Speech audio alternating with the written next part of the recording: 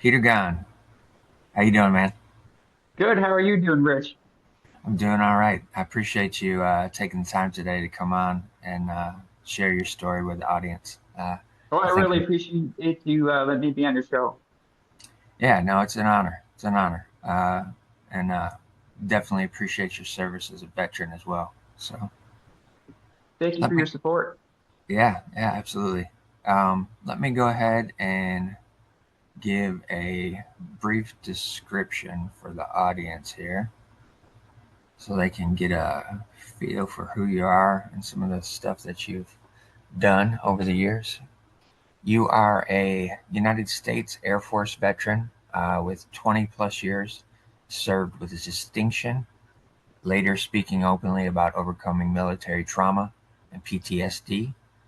You're featured on the Drive On podcast or Overcoming Military Trauma and Finding Success as a Veteran. You're an avid bodybuilder and resilience advocate, transitioned post-service into bodybuilding using fitness and mindset as tools for reinvention, which you discussed on multiple podcasts.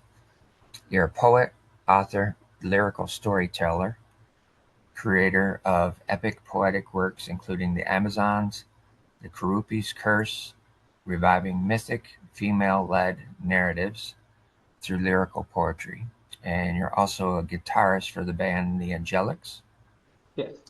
You're a spiritual explorer and graphic novelist, host of his visionary Sigma Squad series, melding ancient Gnostic themes with feminine empowerment and metaphysical storytelling, podcast and media presenter, featured on shows like Bite Sized Blessings, The Hybrid Author, and Cosmic Confluence. You're sharing your transformational stories of healing, creativity, resilience, and a near death experience. You are a creative all the way around. Yes. Guilty. Quite a few things that you got going on and you're dabbling in, which I always find highly interesting when talking with creatives. The most, uh, more versatile that I see them being, the more excited I am about talking to them and what they're doing, that kind of stuff. Well, if creatives allow themselves to be, because often they are self-destructive, unfortunately, but if they allow themselves to be, you familiar with the term polymath? So it's a person that's good at many things. They can easily do that. It's in their mindset. Yeah. Yeah, for sure, for sure.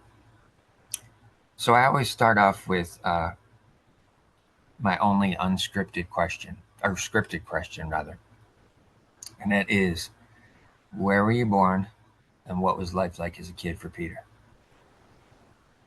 I was born in Wisconsin, at a suburb of Milwaukee called West Allis, November 6th, 1975. And what was life like?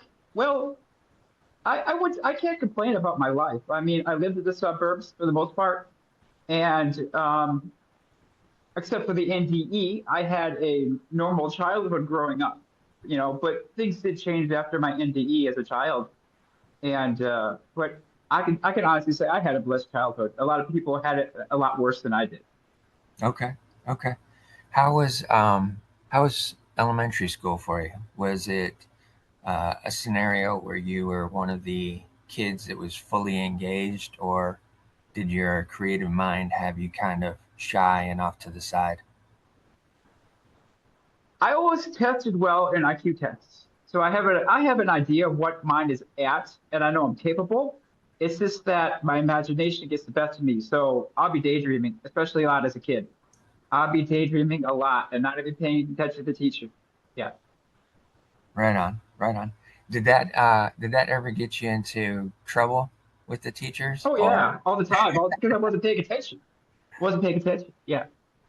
okay, They like to like, hey, Peter, can you tell us what we just discussed? And I'm like, yeah. yeah, that's classic, classic creative mind at that age. Did you have any siblings at all? I have one sister a little bit older than me, 1 year. Yeah. Okay, okay.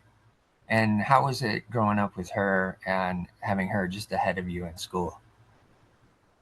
I mean, I'm not going to say we didn't fight as siblings. I mean, I guess you could say I was a little Bart Simpson, perhaps.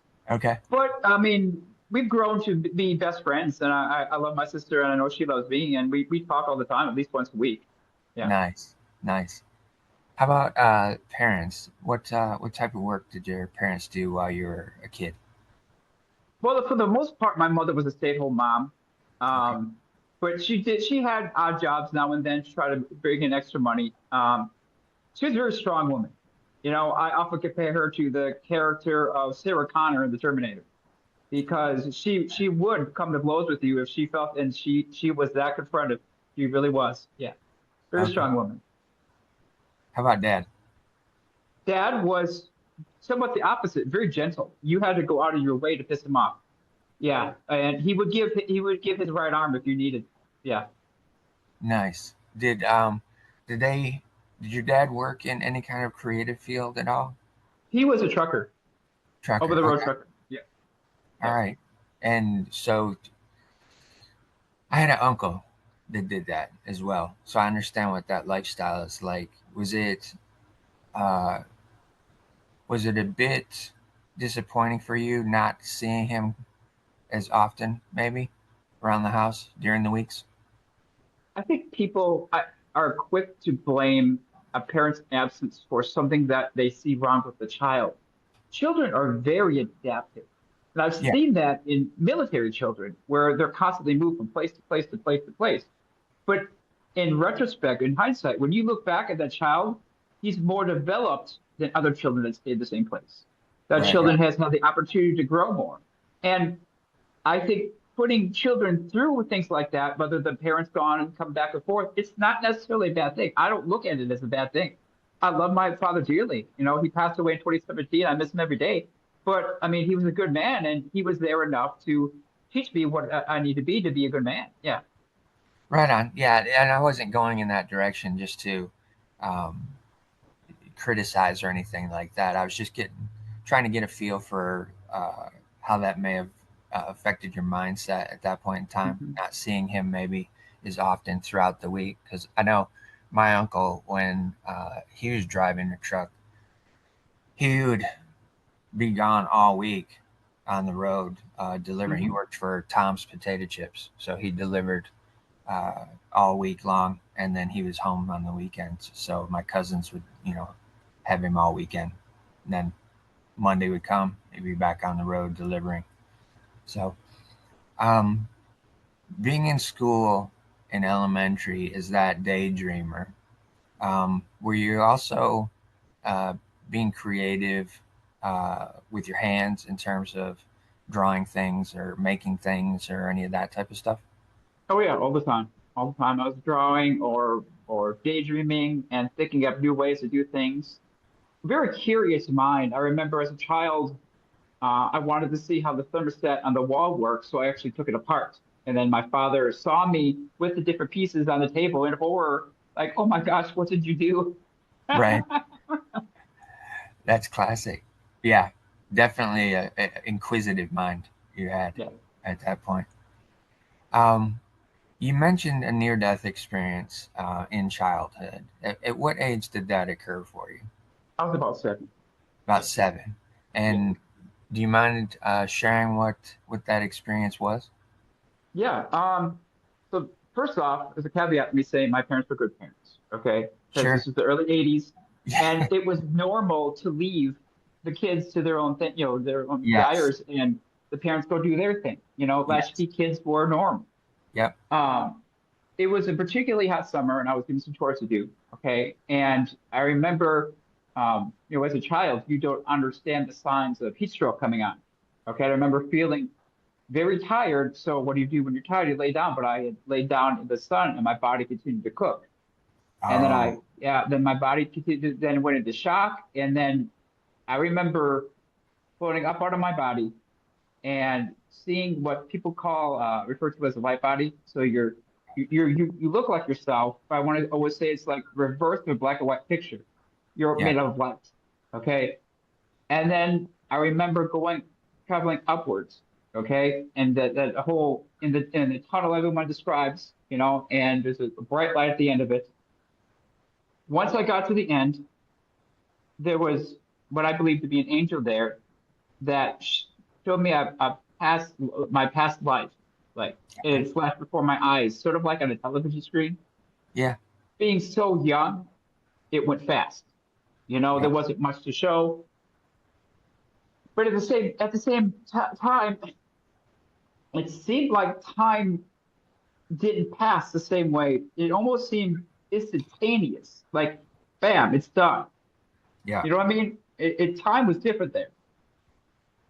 After that, I was brought to what I perceived to be the gates of heaven because it was a gate with a giant door, but there Okay. was another angel there. And when I saw him, I got a feeling of deja vu. Like, I know this person. I've seen him before. I'm somehow familiar with this person. I don't know why, Yeah.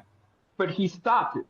He said, "Your job isn't done. You have to go back," directly to me. And then all of a sudden, I woke back up in my body, paramedic over me, trying to figure out what was going on. Okay. And, at that age, you didn't realize you just had an NDE, that you had died. Yeah. Sure. At that point in time, were your parents religious or spiritual in any way? Uh, My mother was very religious. My okay. father was a little bit, which made it difficult because a religious person has I was called their box. Yeah. So they stay within that box, the parameters of that box. So when you step out of that box, it scares them. Right. And, they're quick to shun you and say, get away, non-believer or something like that. Yeah. And my mother had that mindset, unfortunately, at the time. And after the NDE, I want to say like a week or two passed, and I started experiencing like paranormal psychic events happening to me. Okay. I started having precognitive abilities. Oh, I started seeing things before they happened. Right. Okay. This was the early 80s. So, like, whenever you made plans, you always called, and made plans, and then people come over to visit. I remember vividly seeing a friend of the family coming to the front door, knocking, and she's being there hours before it happened. And I went to my mother. I said, "Hey, so and so is going to come." And she looked at me like, "No, she's not coming. She never called." And she had no reason to. It was completely impromptu, you Yeah. know, unannounced. And she lived hours away, so she would have to really drive. And she shows up at the front door, and my mom, like freaks out. She looks at me like, "Did you talk to Pete?" No, no, and she's trying to figure that out. Um, I had seen my mother, break her ankle, slip on the ice to break her ankle in the winter. And I told her about it before it happened. And then that's when it really started to scare her because she knew there was something different here. I could Yeah. see that it was scaring her. So that's when I throttled back. I like, okay, I should probably shut up about this and not say anything. Yeah, yeah. There were also other things that happened. Like I would see white orbs of light, and Okay. when they came close, they would sort of like form or morph into a human being. And I realized that they were dead people. Okay. And there was always the black mists that I saw, but they never got close. Always like 50 yards away, always lurking in the distance, but always there in some way. Right. Yeah, I can relate to that. I've had similar scenarios of being able to have that perception as a kid as well, and then it went away for a while, and it's come back recently in my life. So I definitely understand what you're talking about, what you're saying, and how uh, that perspective from the parents can make them a little bit uneasy in terms Hmm. of that. Once you started recognizing that okay, I can't really communicate this very much because it's kind of freaking them out or scaring them a little bit. Um, what did you do with that information internally in terms of moving forward with those perceptions? I mean, I was afraid. I was really scared as a kid. And I'd see them all the time. But eventually I realized that they're not there to harm me. So it died down. but it Okay. took time. It took time. Yeah. Yeah, those perceptions, when you don't have any rational explanation for them from anyone around you, it's definitely a scary scenario, and you don't quite understand why that these beings are coming to you or hanging around or any of that type of stuff. Completely understand what you're talking about. In elementary school, did you, after the near death experience, did you start to um, do anything uh, different that allowed you to maybe um, disregard that, or was that something that stayed with you as a kid, and you were constantly trying to rethink about it, relive it, figure out what happened? Well, one thing, my precognitive abilities died out, and the other psychic events went away about puberty, Okay. little by little. But one thing that stayed with me is my ability to be an empath and also discernment. Yeah. So that after that, I immediately would see or feel, I should say, feel other people on the inside. And when you start doing that, you sort of like, whoa, like they're smiling and they want to shake my hand, but I don't want to go anywhere near this person. Yeah. Yeah, and you feel them, what they're like on the inside. So it isolated me a lot. It did. And I would self isolate as a child. Okay. Okay. And when you did self isolate, did you get into creative things to keep yourself busy? Yes. Yes, of course. Definitely. Yeah. Okay. So were you in that mindset of, okay, the outside world is being a little bit harsh to me, and I'm not really feeling comfortable here. Let me start creating my own worlds Yes. with your Yes. creativity. Is that what took hmm place? Oh yeah, I would come up with vivid stories in my mind, and just like Yeah. with the Amazons, they had their own political structure, and it became quite easy for me. I'd have this whole thing worked out in my mind, and I probably should have put more on paper, honestly. Yeah. Right on.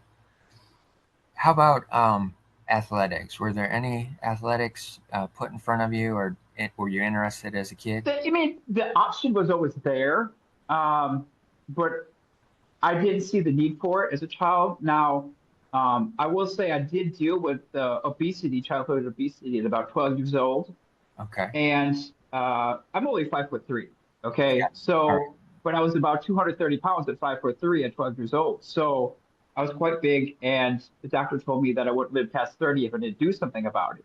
So that's when I started getting into bodybuilding. Really, at that young age, the soonest they would allow me to walk into the gym was when I was 16. So that's what I started doing. Yeah.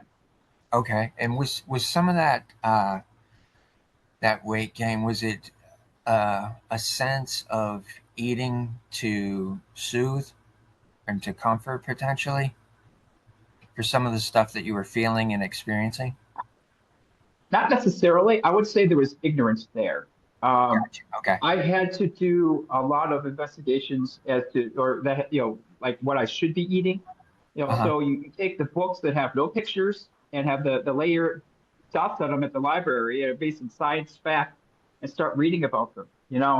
Um, and I had to educate myself as to what was going on and why I was doing what I was doing. I just needed to educate myself more on nutrition, really. Okay. Gotcha. All right. Going into middle school at that age as well, and being at that weight, did that give you a sense of more discomfort, more feeling as an outsider, or did you have some friends that you were able to connect with that kind of allowed that to ease into middle school for you? I had some friends that didn't mind it. If they always know you as the fat guy, they accept you as the fat guy. Yeah, So it's one of those things. But there again, me being an empath, I was very selective about who I let near me or for who I sure. would call a friend. Yeah. Yeah, right on. The experiences of middle school is a kind of a drastic change from elementary. It's a leveling up. A lot of times, kids experience that as something that's new, a bit overwhelming because a lot of times you end up starting incorporating a lot more students into the mix as well. How how was your grades at that point in time in terms of still being not really wanting to pay attention and a daydreamer, but now you're put in a Well, different situation? I was put through private schools and homeschooling up until middle school when I actually had to sort of beg my parents to put me. It's like, hey, put me in middle school. I want to see what it's like. You Okay, know, okay, I was curious. My grades were never stellar because I didn't pay attention and I didn't really care per se. I'll fully admit that. I mean, I knew that this grade that I'm getting is not going to stop me from excelling in life. I mean, it seemed ridiculous. It seemed, they were trying to instill fear into you to get you to comply. I saw it for that. yeah. That's a very interesting mindset at that age, and it's amazing from my perspective that you were able to think that way, um, and had that intuition and understanding that the grades are not going to stop me, whether I make them fantastic grades or I don't make any grades. It's not going to Mhm. stop me from moving forward. That's fantastic. I would remember that story about Henry Ford the first Yeah, when they found out that he never went to college. The shareholders, so they were appalled, like, oh my gosh, and they sent a team into his office and started questioning him. But every question, he got an engineer, another engineer, and he got his questions answered by other people. So right. he could effectively do his job. Just like we have Google. We can Yeah, Google anything we need to know right now. Yeah. yeah, exactly. Yeah, that's a fantastic story, especially with me being here in Detroit and Fort Yeah. being one of the big Hmm. three. We've known quite a bit of history around that, and it's amazing too when when you see someone like that who becomes so successful, and then you find out, wait, you didn't they didn't go to college, they just went straight into entrepreneurship and creating and developing. And I think that's where a lot of times the world doesn't recognize the genius in the creative. They I think know. if you Yeah. don't have that schooling, it doesn't play into what you're trying to do. Um, If you're worthy of the title, they'll only call you a genius after you're dead. exactly. For sure. A lot of times that is the case. That is the case. All right. So the parents went ahead and let you go into a public school at that point in Mhm. time. And what was your sense of what that felt like?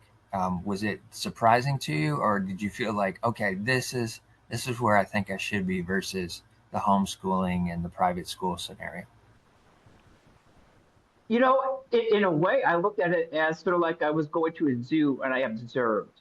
I didn't interact, I Yeah. observed, I paid attention, and it was actually sort of fun for me Yep. because I was able to see what others were like for the first time and acting like that. Yeah, yeah, it was actually fun. I enjoyed it.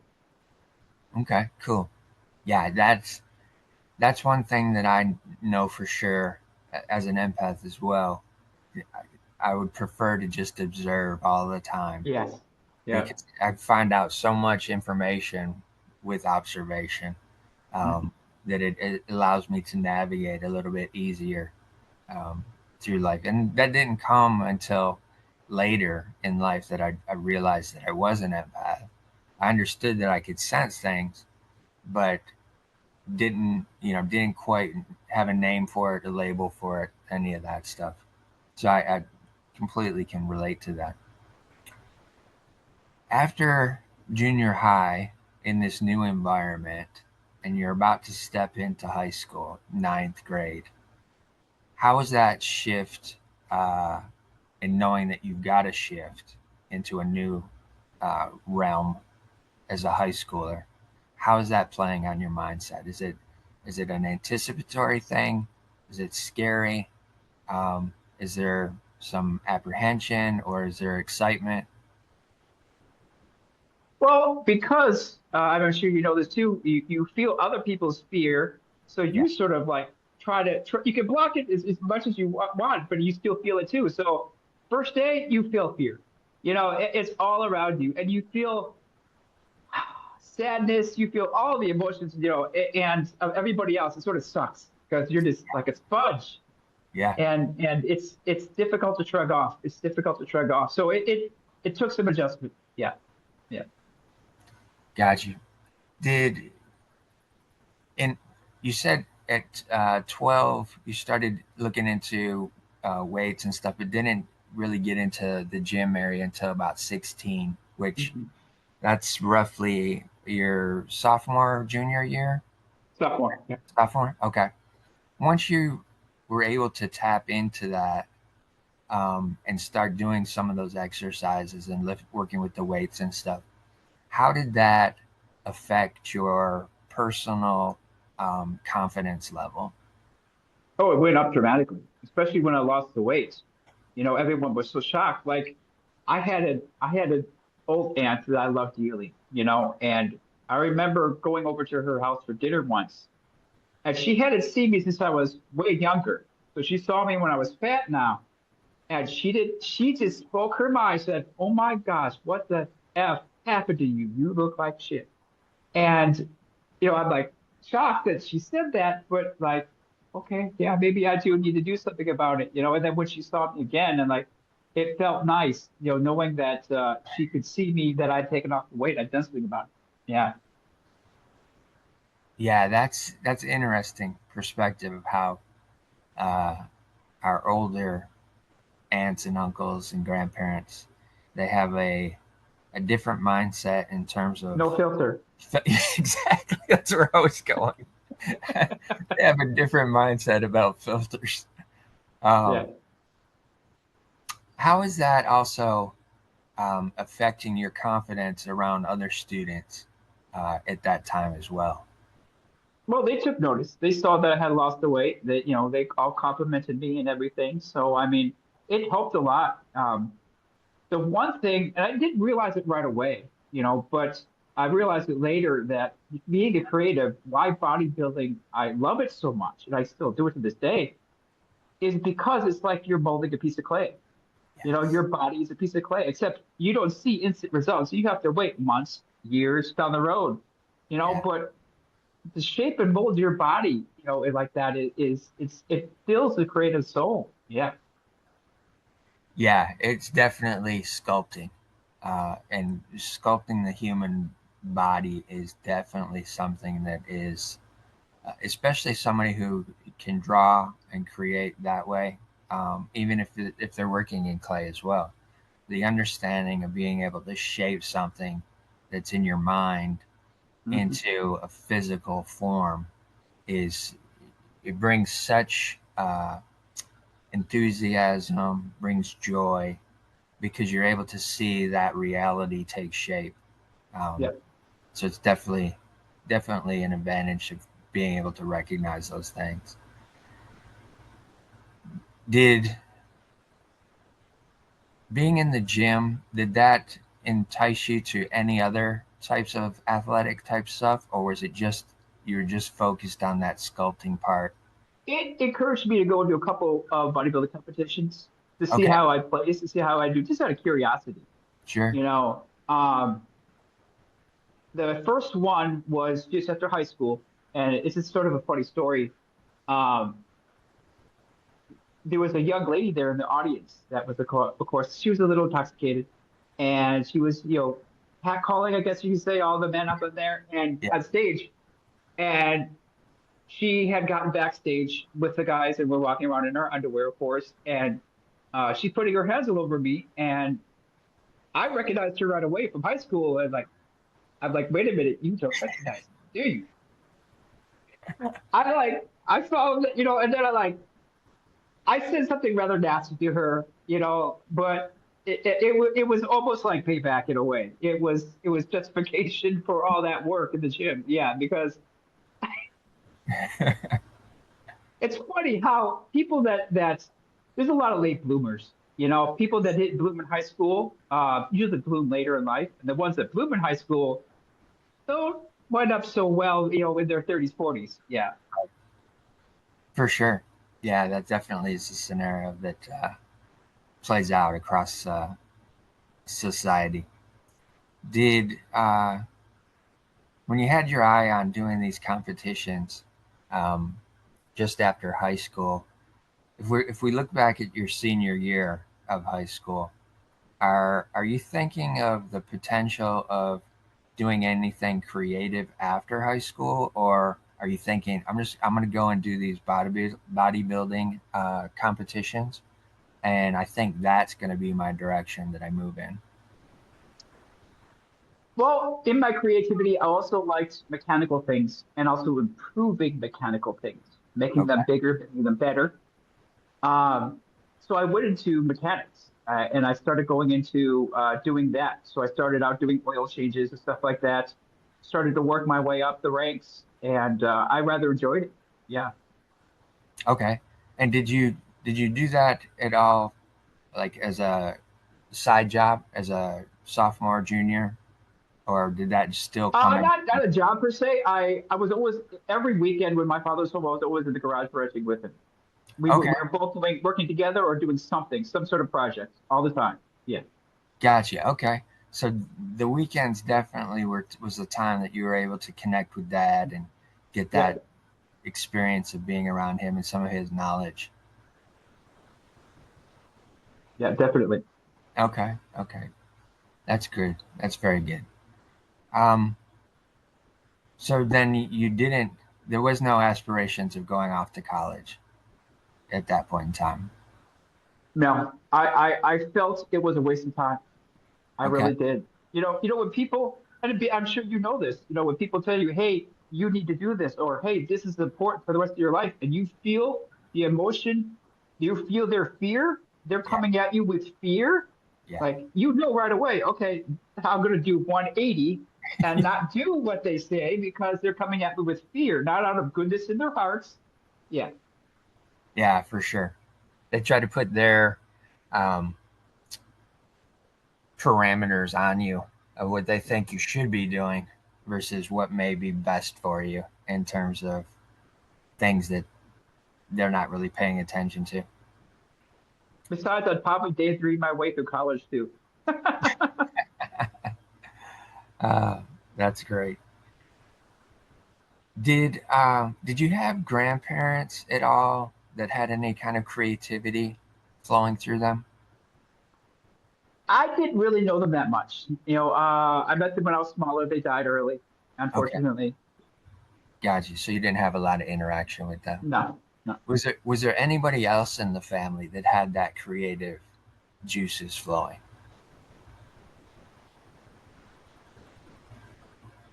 Not that I could think of. I mean, there were some that did some creative stuff, but not to the extent like I do it. No. Okay. All right. That's what I wanted to get because I find it very fascinating um, within a creative when it's kind of like they're the enigma in the family, that they're the ones that get all the creativity and all those ideas are flowing through them, but the external relatives and cousins and different relatives don't have any of that at all, so they don't have an external experience to be able to compare it to. Well, I think a lot of it's linked to my NDE because a lot of my stuff, my writing, the songs, I'm like a conduit for the other realm. So it's not necessarily me; it's me just writing down what they tell me to write. Yeah, Okay. So, it actually can almost get uncomfortable when they're wanting to tell me something. They're like, hey, this needs to be put down on paper. You need to go through and do this. And if I don't do it, it gets uncomfortable. So I have to do it. I have to create. yeah, Yes. you're a channel Yes. for sure. I get it. I get it. At what point after high school did the military come across your purview? I've always loved my country very much. I'm very much a patriot. Um, and I've always wanted to be a priest in order to serve Okay, humanity in some way. okay, But growing up in the church, I saw what priests are like. Like, no, no, I don't want to be that type of priest. right. No. but I Yeah. do want to serve humanity. I want to contribute to that. So I saw the military as a way to do it, and I just sort of like dipped my foot in the kiddie pool. I didn't go in full active duty right away. I initially went into the Wisconsin Air National Guard, and then Okay. I worked a little while doing that, and then the guard always has to wait for a boot camp slot. So I didn't go to boot camp right away. I just worked and worked, and then finally an opening came. I went to boot camp, and it was like something clicked. I loved it. Like, oh, this like I could do this easily. Um, so when I came back, they all looked at me. I was crazy. I'm like, hey, I want to go active duty, and they're like, what? But yeah, I went. Then I went switch from guard to active duty, Air Force. Yeah. Okay. And what type of work were you doing when you were in the National Guard? Well, everybody has to take an ASVAB or aptitude test or like an IQ test. Yeah. And it's I scored rather high on it, so because I remember the recruiter called me an asshole, like you scored even higher than me, and threw the entire book at me and like here, take your job. So I've always liked electronics, Okay. so I something that allowed me to explore that. I'm what would be considered an electrician on fighter jets. Okay. Yeah. Very interesting. Very interesting. That mind of seeing how things connect and move together. That's very interesting. Um, when you got the opportunity to go to boot camp, and you realize that yes, this is what I like to do. I want to pursue this further. How was um, the life around other military personnel at that point in time? Was it a situation where it was like, okay, this guy's one of us, let's bring him in, a lot of camaraderie, or were you still kind of testing the waters with every individual because of that empathy that you had? No, I had no problem with being of service to American people. So doing my duty, doing what I needed to do, and doing it effectively. I mean, I'm often been my entire career was told I'm more professional than anybody they've ever met because I'll show up earlier, go home later, and I keep working and I don't sit around and BS. Yeah, Um, I'm a very focused person, and that's been an advantage to me because then I'm able to create more because I'm so focused. nice, nice. Did Were you electrical engineer for most of your career or all of your career? All And my then career, yeah. all your Mhm. career. Okay. Yeah. And were there situations where at different points in times you um, got promoted into Yes. different things? Mhm. What were Mhm. those? Well, you make rank eventually in the Air Force. Yeah. Okay. And what were those things? Uh, what were the parameters around those things that you were noticed for, and how did that make you feel in terms of being elevated?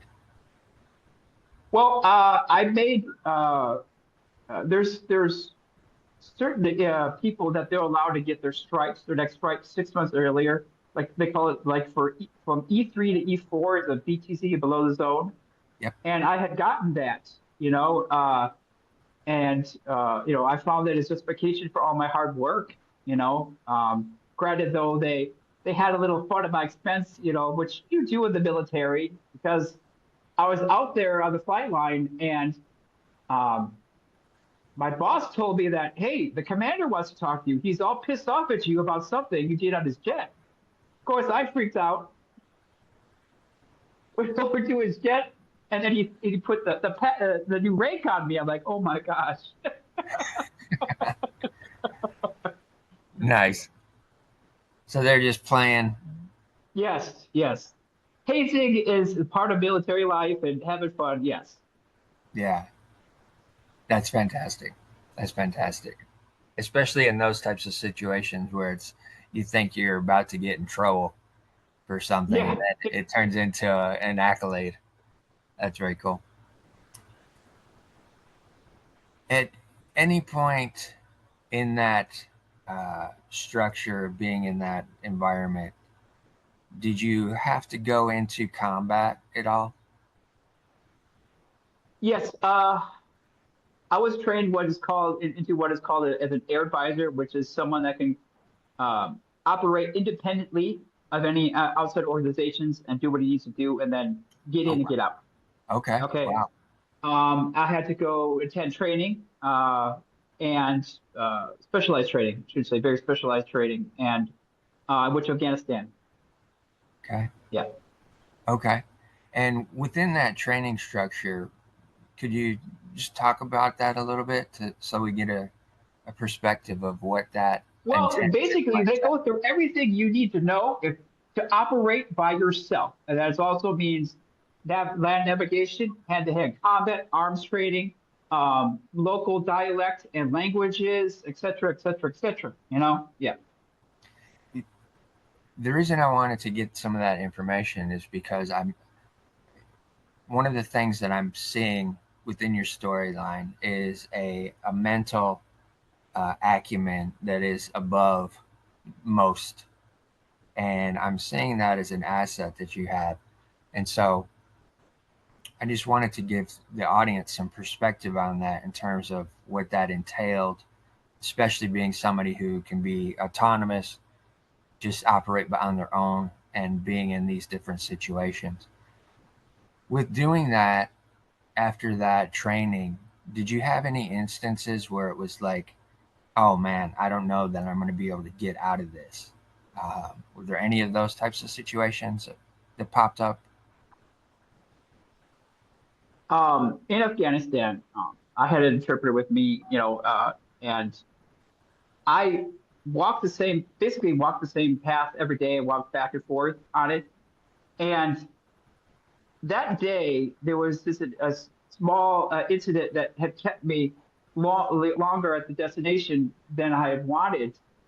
And then all of a sudden, a mortar round went off right where would have been walking. Oh And my. I'm like, wow, okay, I could be dead right now, and it took me aback. It made me think a lot about life and what am I doing and should I stay in? And yeah, anyone would have thought, questioned their motives at that point. Yeah. Did did any of those thoughts take you back to that near death experience as a kid as well? Yes. Yeah. Yeah. Okay. Mhm. How did that play into knowing at that point in time as a kid that you were told it's not your time yet? You've got to go back. Well, what it did was it woke me up to like, hey, I need to start doing things for me, not for the American people. So shortly after that, I transitioned from active duty to the reserves, and then I spent the rest of my time in the reserves, and then retired from there. Okay. And during that time, are you able to experience or express any of your creativity as well? Or was it just That focused on military stuff? That's all. Well, you'd be surprised. There's always a way to express your creativity. Yeah, yeah. There's always a way, and I'll just give you an example. I started making lawn furniture with for retirees with their name engraved on it. I'd hand cut all the pieces of wood individually, and it started to catch on. People started asking and actually like handing me cash. They're like, "Hey, can you make one for me? Here, it's the money." And I actually had to say no because it took too long. But there's always a way for creativity to rear its head. You just need to look for it. Yeah. Right. For sure. We talked about in your intro some of the PTSD that you experienced and Mhm. ways that you're being able to uh, heal some of that. Can you give an example maybe of a situation that created that PTSD? Was it just that one instance on that road that you were traveling where that mortar went off, or was there other scenarios where you had an accumulation of things that created that PTSD? Well, Shortly after that, when I'd gotten home, I was on leave and I was getting my car worked on. So I was sitting at automotive service center,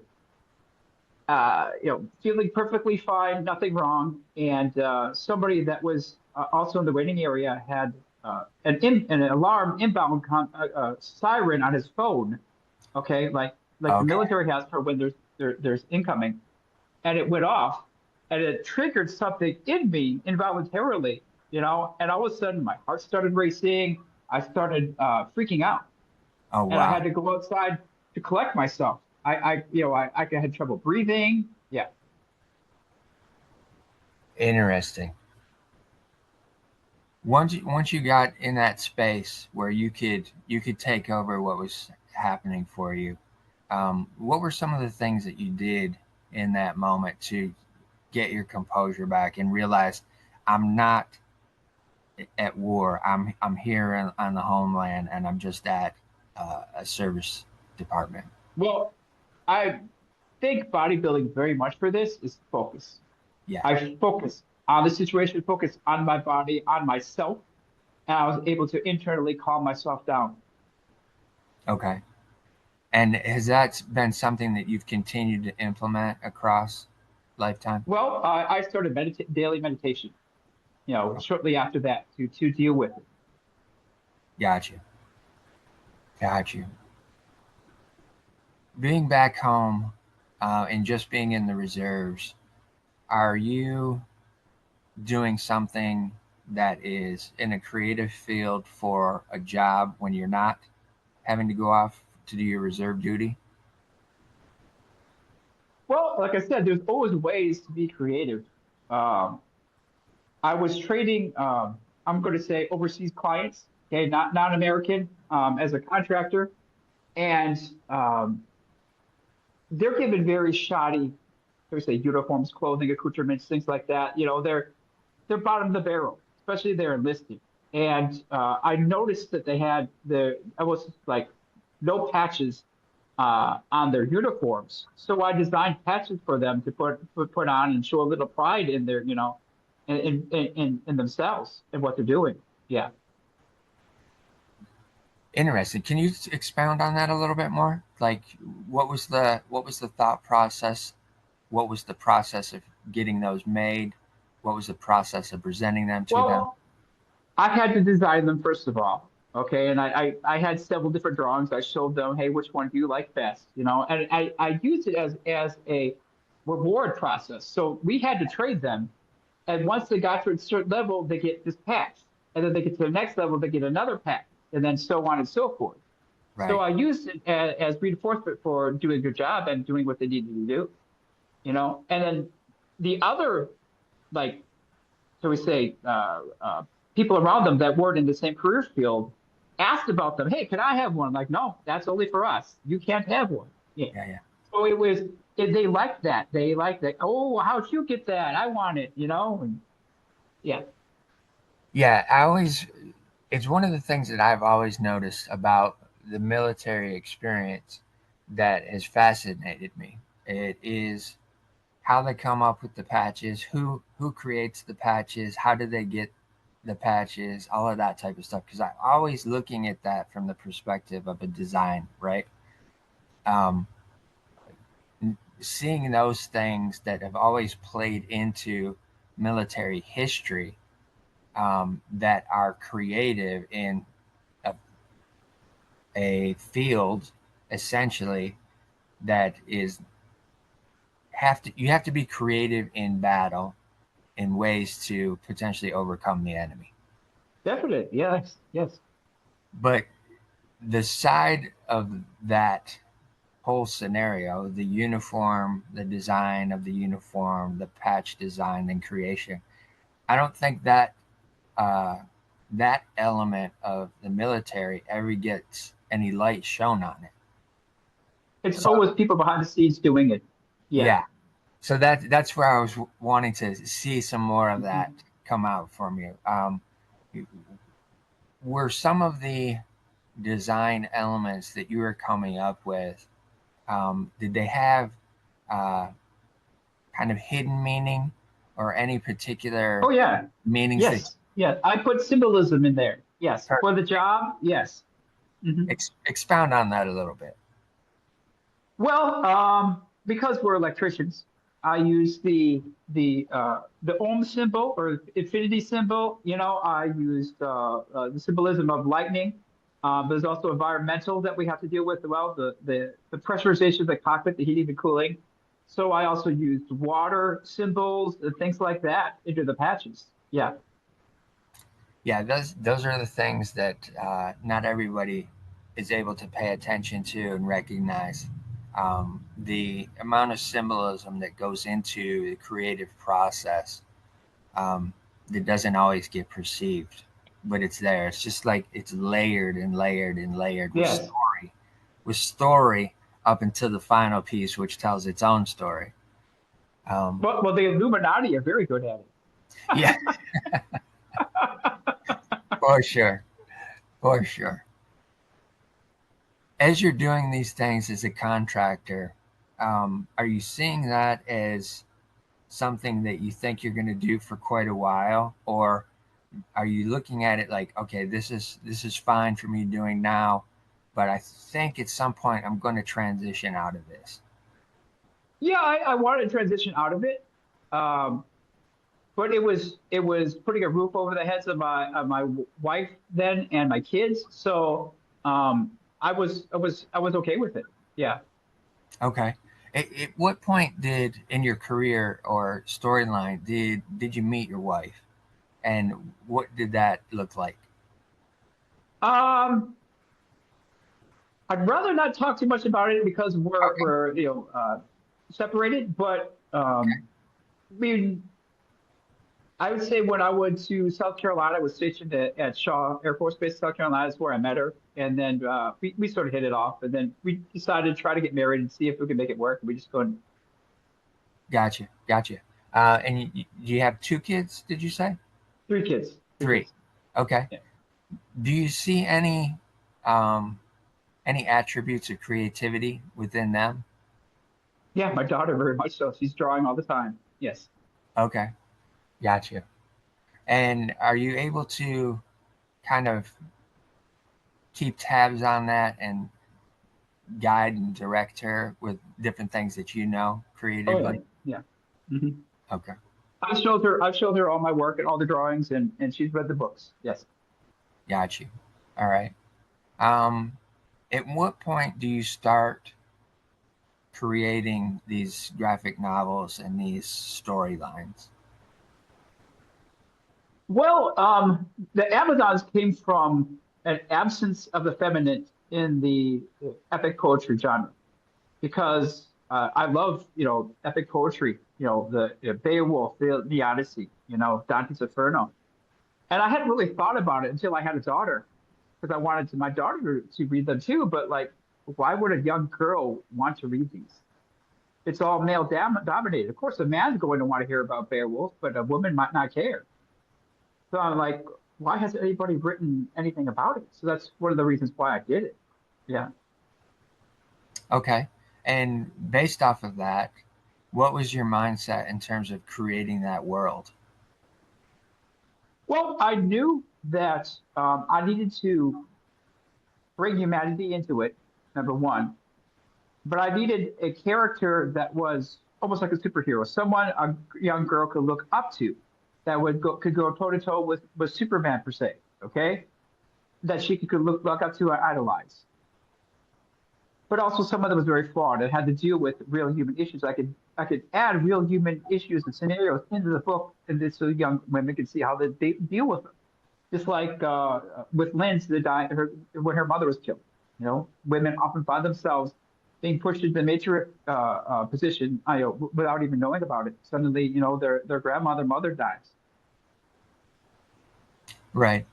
Do What was the inspiration that you were drawing from to be able to create these worlds? There's so much um, hidden mysteries in the Amazon and also in the ancient stories about the Amazon itself. I correlated to. I call it pulling a Dan Brown. So I took actual fact and then added myth. Okay. There are legit 10-foot skeletons that they found in the Amazon. They just don't like to talk about them. Those are the things that get brushed under the carpet. The Amazon is so dense. So, the forest is so dense. There could legitimately be a civilization of people living there and you wouldn't know about Right. it. Okay. Yeah. So, and there's ancient myths about them, the Amazons all the time, but not only in the Amazon, but in China, in Africa, they're all over the world. It was the best way I can describe it is sort of like a Spartan society, but female dominated. Right. Right.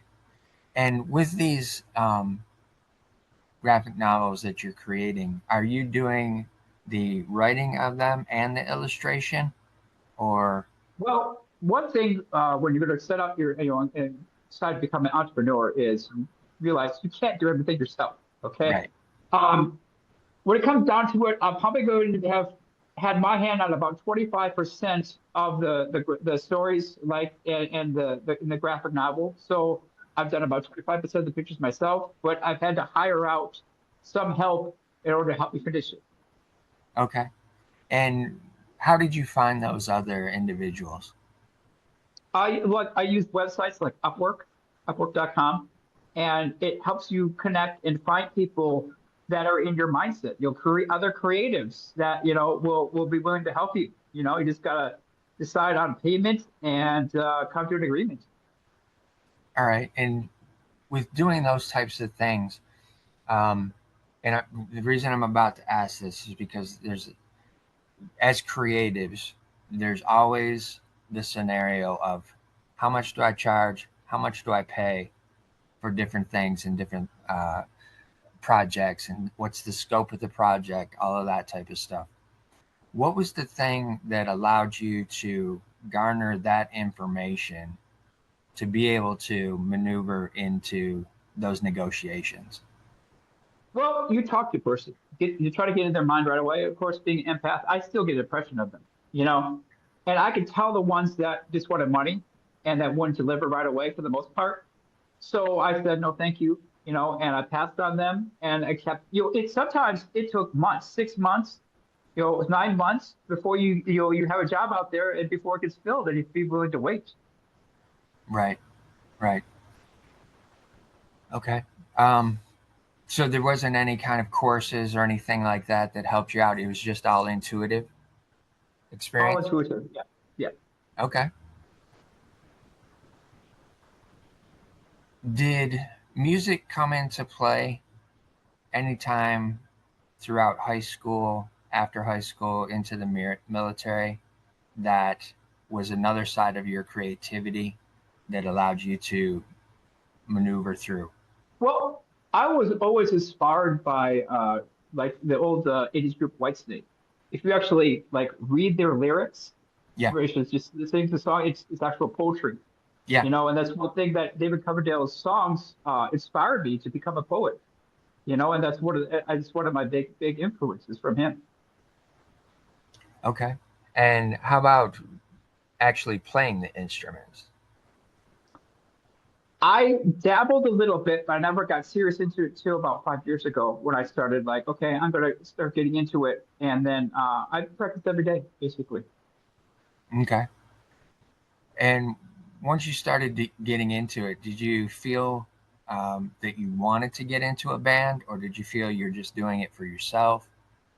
What was the Well, thought there? it was very unintentional. What I had done was I had written music for the Amazons. I wanted like right now I've had about 30 voice actors I've hired. And I have my producer slash director, Andrea Giordani, who is also a very talented voice actress herself. And she's helping me by putting together and rewrapping the audiobook. So we're making it like like you're listening to a movie. There's going to be sounds and sound effects and voices and everything. And I figured, why not make a soundtrack as well? And then Right. this is how the whole thing started. It was a small little ball that I rolled down a hill and it grew into a giant snowball, and it's massive now because the feedback I've gotten from the songs is just amazing, and people are excited for the first album. But what had happened was I there again had to go to Upwork and start.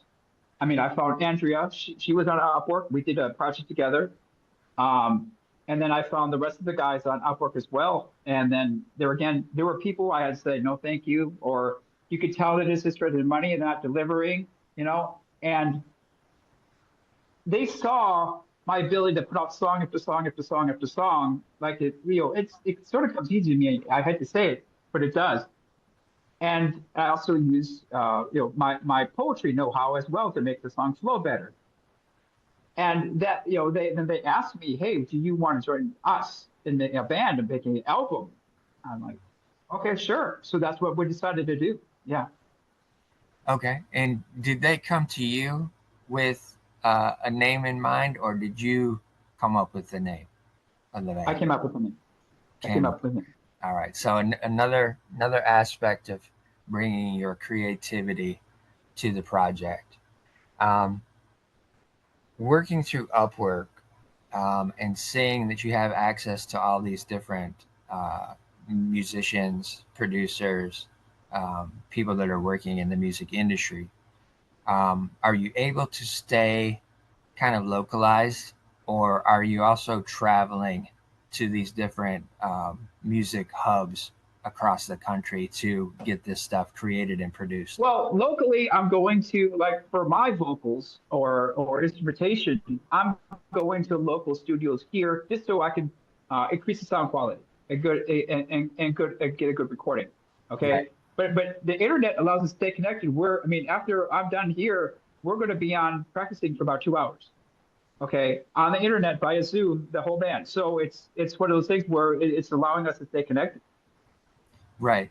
So where I'm going with that is the concept of young artists that are coming up today that are trying to get into music, trying to become touring artists. What I'm trying to present is another opportunity of where they can take their creativity and amplify it in another genre outside of just the music industry. So the path that you're taking is not necessarily a path that has been a standard across the No, years, going back to the 80s, of how the music industry worked and operated. But because of technology, the internet, the ability to connect is a whole lot easier. mhm. And there's a whole lot of opportunity at this point in time in history where you don't necessarily have to rely on a record label to get your music out there. So that's where I was trying to go with that question of how are you connecting, what's that looking like, that type of stuff. Because I want the audience that may be young creatives, young musicians, young songwriters, young poets, even the opportunity for somebody who's doing poetry to look at that from a songwriter's perspective as well, and how that can transition and the possibilities of that. Are you able to speak on that just a little bit more so that the Well, audience I can would get say perspective? make a profile on Upwork right now. Don't delay and start go scrolling and going through everybody, and have an idea in mind, have a concept in mind of what you want to do, and be willing to put some of your money that you have available. Whether instead of buying a video game or the latest, latest greatest mod for your car, go put it into Upwork and start networking with people and be willing to invest it back into yourself as a creative. That's the only way you're going to grow. Yeah, for sure. How is the spirituality of which you experienced early on as a kid? How is that now playing into all of the different things that you're doing as well? What the angel said to me is now becoming clearer. My job isn't done. And I'm starting to figure out, okay, what my job is, and it's to help inspire others to be creative, find their muse, and also to wake up humanity. Outside of the creative that you're doing and moving in that direction, are there any other avenues where you're um, looking at to further that mission that you have in mind? Yeah, definitely. I'm going to try to go international with the Sigma Squad series. It's going to be very taboo, but it's going to show what's going on behind the scenes in today's world in a format that Joe Sixpack would be willing to look at and understand. Versus, people don't like being preached to, and that's what a lot of other people start doing when they're telling them this stuff, and they need to stop it. But you propose it in the realm of a story, then we're willing to look at it. Right. Picture book, things like that. Right. And what is expound on what the premise is behind that storyline and how that's going to roll out. Well, if you ever read the Gnostic Gospels, like the Pistis Sophia, there's some truths in there that hold very true today. You ever notice how there's, like you ever see someone do something so horrible, but ask yourself, are they human? How could a Right. human person do this? Yeah. And they talk about different levels of humanity. And it made me realize that this needs to be expounded upon. This needs to be brought out. Like, yes, there are different levels of humanity, which also correlate to the map of consciousness. Like if have you ever read Power versus Force by Dr. Hawkins, Yeah. you understand what I'm talking about. You Absolutely. know, um, it's one of those things where people need to realize where other people are on that map of consciousness. So if someone that's at the lower level, if someone wrongs them, they're going to want revenge right away. They're going to want to fight back. They're going to want to maybe go above and beyond and kill them. But someone that's higher up is going to speak a completely different language, and they're like, turn the other cheek, walk away, and announce it, or wish them good, wish them their best, and pray for them. And there's two different languages. There's two different actions, and you need to understand that. Yeah, and then they talked about in the Gnostic Gospels how there's different levels of humanity. Like at the top, there's what they talked about are aeons, or they hypothesized that there were angels that were an angel that was split in half, one male, one female, and then brought to earth due to God's word. Yeah. And so how are you incorporating that into story and shifting into a mindset of being able to present that in a palette that might be more acceptable than that dogmatic approach? Well, I'm taking the approach of the superhero. So we have two aeons or angels that were sent to earth for a special purpose, which was to assassinate and kill the members of the deep state one by one. Okay. So, but they're also human. So they can't be killed, they can't be shot, but at the same genre, they're also superheroes. So they have abilities that let me say save their lives a lot of times. Yeah. Okay. And how is the audience going to be able to see the good, the bad, the ugly, all of those types of things through that storyline? Well, I'm probably going to sell it initially on the indie market where there's no restriction. So I could put in all the worst stuff in there, and Right. then I'll see how it is on the market. And then I'll probably have to give a restricted version to the American market, unfortunately. Yeah. Gotcha. And from that perspective too, can you give some example to the audience in terms of why that needs to be done versus the controlled scenario of just working with a traditional publisher? Because a traditional publisher has people that sign their paychecks, and the people that sign their paychecks have an agenda. So Right. whether it's all the way up at the corporate level, so indirectly a conglomerate owns them and says you do A, B, and C, or even at a lower level, as the manager in the office has an agenda. So when you take out the agenda, uh, you can tell the truth. Right. And where I was going with that question is that, again, the fact that where technology is today, you don't always have to rely on a big publishing house No. to put out content. You can self produce this stuff yourself. You can set up your own publishing on your Mm-hmm. own. You don't have to have a label to do that. You don't have to work with a publishing company to do that. You can do it yourself. So at that point in time as well, you own all of your content. And I think that's a key thing that young creatives, people that are trying to step into this, they don't get that perspective on, of being able to own your content. Because that essentially is how the record label, how the publishing house, how they keep everything under their control, and they get to dictate what goes out, Yeah, when it goes out, what kind of time frame it takes for it to go out, all those things, which essentially stunt the creative it and does. It does. cause that internal struggle, that excitement that they had making this project and this piece. It's a damper. Hmm.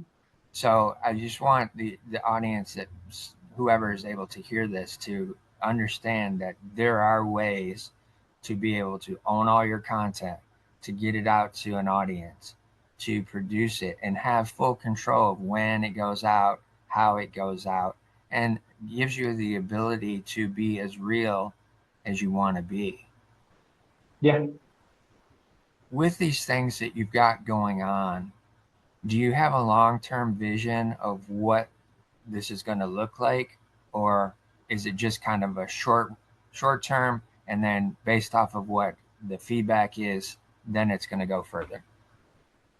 Well, I'm a firm believer in taking the path of faith, but the Okay. path of faith um, is not only scary, because I often say it's a rickety rope bridge, cross a chasm, and you can't see the other side. Right. So I don't know where this is going right now. I'm taking the path of faith. Yeah. Okay, I'm being guided to do this, and I'm going to do it, and we'll see what happens and where it goes. If I can save just one person, I change one mind, worth it. It's worth it. Right. That's a beautiful thing from the perspective of your whole storyline of experiencing that instance where you almost died, the message that you got during that point in time, and then how that's played out across as well. That line that has stayed consistent through that. The other element that I'm seeing as well is that discipline that you learned in the gym, and that focus that allowed you to physically change your shape and body, is again carrying you through these different parts of your life.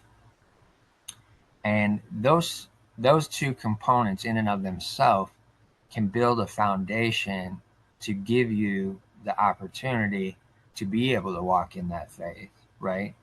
Because you have an internal understanding Mm-hmm. of what's going on within yourself, so you have that confidence that's built up. One, Empaths live in our own worlds, very much so. yeah, yeah. With that information, can you expound on that a little bit more from your perspective for the audience, based off of what I just said? Well, I mean, I'm guided by a higher power. Okay, I because if you looked at it analytically with a if they were left brain and did the math, people would not only stop what I not do what I'm doing, but they think I'm crazy. Yeah, And there are people that like us creatives that are saying, no, I'm still going to do it. I am still going to push forward to do it. I don't care about that because, whenever you bring in fear to it, there's the control. There's the control. There's the fear. They keep you down. They keep you down. You have to push past it. Whenever you feel fear, keep going. You're right there on the cusp. Keep pushing through. Don't let it stop you. did some of that creativity allow you to move past through some of that PTSD as well, and develop that resilience within yourself, or do you still experience a little bit that based on certain triggers at all? As long as I take care of myself, watch my diet, okay, it's in check. Okay, as long as, but so it's a constant struggle, a constant daily battle, really. But there again, the bodybuilding discipline, with even with the diet, allows me to keep it in check rather easily because I'm used to it. I guess you could say it's my religion. No, that's great.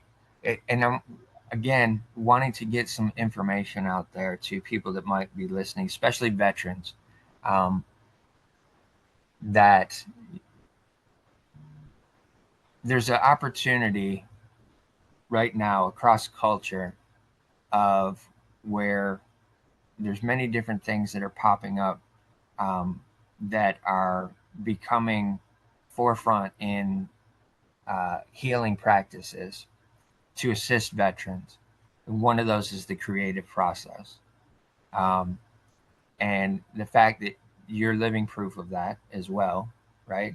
Also, too, you can speak to that as a veteran and say, hey, look, you don't have to continue suffering through this experience because of those other experiences. Mm-hmm.